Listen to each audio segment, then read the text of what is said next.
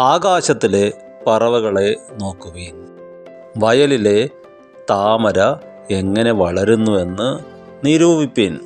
മനുഷ്യർ പറയും ഞങ്ങൾക്ക് വേറെ എന്തെല്ലാം കാര്യമുണ്ട്. സ്വന്തം ഭാര്യയെക്കുറിച്ച് മക്കളെക്കുറിച്ച് നിരൂപിക്കാൻ സമയമില്ല.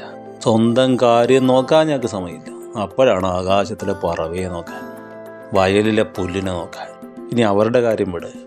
നിങ്ങൾക്ക് കർത്താവ് പറഞ്ഞ പോലെ ഈ ആകാശത്തിലെ പറവയൊക്കെ ഒന്ന് നോക്കാനും അതെങ്ങനെ വളരുന്നുവെന്ന് ചിന്തിപ്പാനും നിങ്ങൾക്കൊരു സമയമുണ്ടെങ്കിൽ, ഈ പുല്ലിനെയും പൂവിനെയും സൃഷ്ടിച്ചവനെക്കുറിച്ച് ചിന്തിക്കാൻ തക്കവണ്ണം നിങ്ങൾക്കൊരു സാവധാനത മനസ്സിനുണ്ടെങ്കിൽ ഓർത്തോണം, നിങ്ങൾ കറക്റ്റ് ട്രാക്കിലാണ്. നിങ്ങളുടെ ദൈവം പണമല്ല, സാത്താനല്ല, ദൈവമാണ്.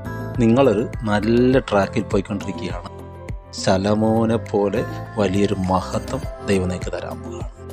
ഏലിയാവിനെ പോലെ നിങ്ങൾ പറക്കാൻ പോകും.